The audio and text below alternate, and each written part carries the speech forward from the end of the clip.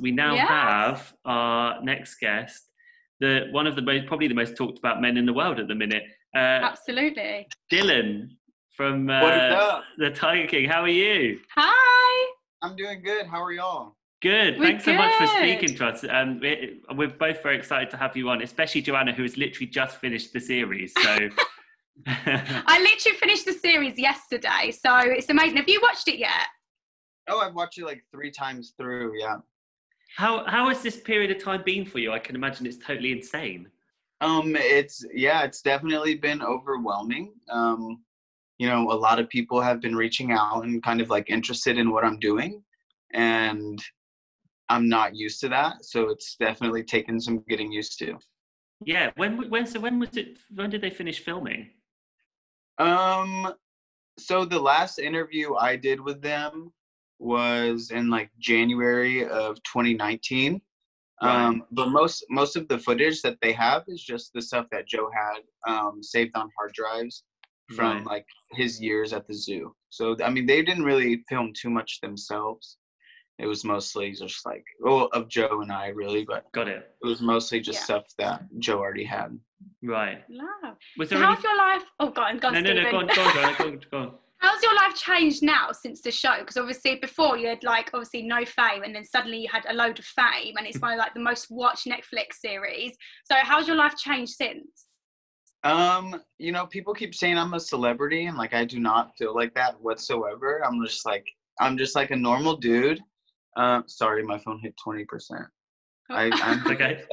I'm the worst at charging this damn thing. I'm the same. But no, so people keep calling me a celebrity. I'm like, I'm just a normal dude. Like, I do everything that everybody else does. It's not like I'm, you know, living in Hollywood or anything like that. So it's definitely been weird. People like wanting to take pictures and like reaching out to me, and I just found there's like a Dylan Passage fan page on Instagram. I'm like, now I'm just waiting for the hate page, honestly. Well, have you had, obviously there's been a lot of attention about how you look and about your relationship with Joe. Have you been getting a lot of attention, a lot of male attention since the Oh, I mean, I've definitely received quite a few nudes from people, and it's just, keep that to yourself. Like, I already know what a wiener looks like. I don't need to see what it's I do sometimes sit there and think, what is going through people's mind when they send that? Do they think I'm going to be like, wow, love that? Except... Yes, that's awesome. Yeah, no, it's definitely not like that. No, I'm just like, delete, swipe, yeah. But it's a bit difficult because obviously you're with someone who's in prison, and you know you're getting this attention from probably some very attractive people. Like, I mean, you would think so, but it's mostly the very unattractive people that are reaching out. I mean, I feel like they are the most brave out of everybody. But no, I mean, it was definitely like really weird. I mean, obviously Joe's in jail. He's going to be in jail for a long time. And like we've had the conversation that if like I decide to move on and find somebody, then he would support that because he doesn't want me to be alone forever. And you're still very young as well, right? Yeah. Yeah, but even if I did decide to move on, you know, I would still have Joe in my life. I'd still talk to him daily. So it's just nothing I'm looking for right now. Okay. Yeah. Have you had any temptations today, or has it just been strictly like, no, I'm done, not yet? No, I mean, really, I'm just focused on myself. I don't need to fill any kind of void. Like I don't feel like I'm missing something in my life, like in my love life. Because I mean, I do have contact with Joe, and you know, I was gonna say something, but I probably shouldn't say that. You can say whatever you like. But yeah, so I'm not trying to like, I don't need anybody else to kind of make me feel better about myself. Okay, well that's fair enough. What was it that first attracted you to Joe? So the first time I met Joe face to face, he sang to me in the karaoke bar. So it was he sang one of his own songs, one of the ones he actually wrote and sang himself. Oh yeah, because there's been some drama about him not singing his own songs, right? Yeah, him singing then, or is it not him? Some songs are really him, like about 6 or 7 songs were the ones he wrote and sang himself, but then there's other songs that he wrote or helped write, but there was another dude named Vince who sang them. But yeah, so he sang me this song, and you know, I was a little tipsy maybe, but he was like super friendly to everybody in the bar. Like, it's just he has a really strong energy, and it kind of like draws people to him. So yeah, it was just kind of, I wanted to get to know him more, you know. He's clearly a very, very charismatic guy, and Oh, that's and like very opinionated, yeah, and he's not afraid to speak his mind. but that's also come you know, got him in trouble. And I think, like, you know, Definitely, yeah. has anything that you've heard since the show like shocked you or surprised you? Because I know I read some things about him making racist comments that were taken out of the show and all those kind of Yeah, things. see, people tried to say that like he was racist, but I mean, there was people of all ethnicities and backgrounds working at the zoo. You know, I never saw Joe do anything that was even a little bit racist. I mean, people are going to say that. Obviously, you know, he may say some dumb things sometimes, but in front of the camera, Joe is like a completely different person. Behind the camera, when he's at home, he's like sweet, like super caring, like romantic. And it's like things that people did not see in front of the camera. And, you know, he wanted to grab people's attention, and being a big old mushy baby is not going to do that. So he was going to be the most outgoing person he could possibly be. Okay. Yeah.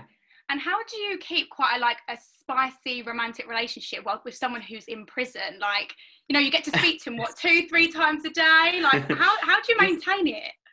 You see, I mean, like, sexually, I'm not like the most, like, that's not what drives me.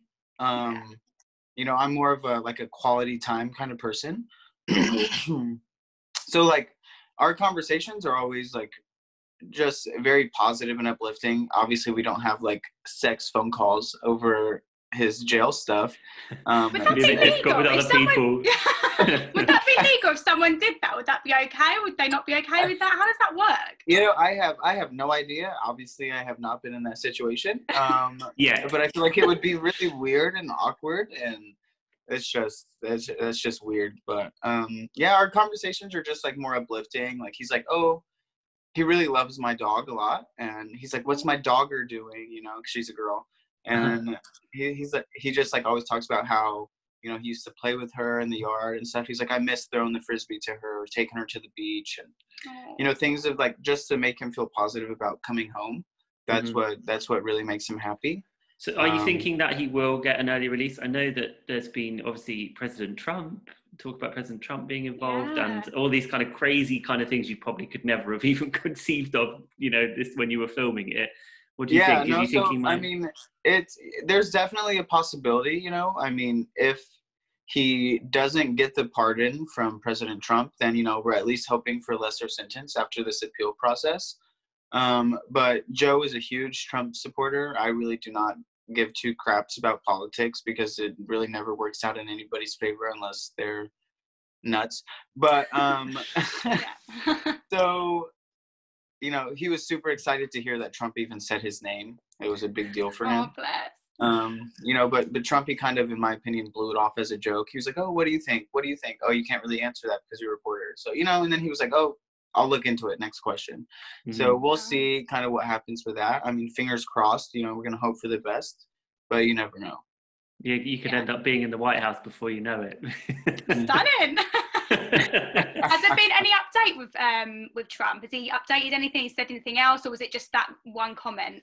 Just the one comment. Yeah. I mean, we'll see what happens, but I don't ever want to get my hopes up. You know, I've done that in the past where I'm like thinking like, yeah, oh, this is going to work.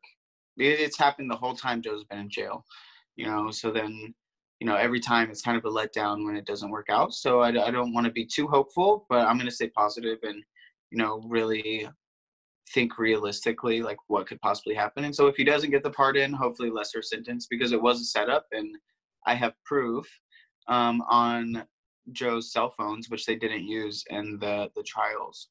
Right. Okay. I mean, there's been a lot of talk, and also like a lot of like we were saying earlier, a lot of things that have come out since.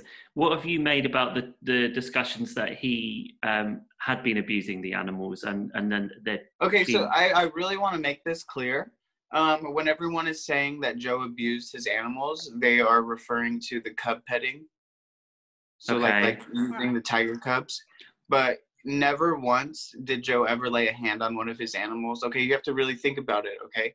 If Joe is going to go every single day, multiple times a day, into a cage with 10 plus big cats, full-grown big cats at that, do you really think he would ever walk out alive? And he'd been doing that for 15 years.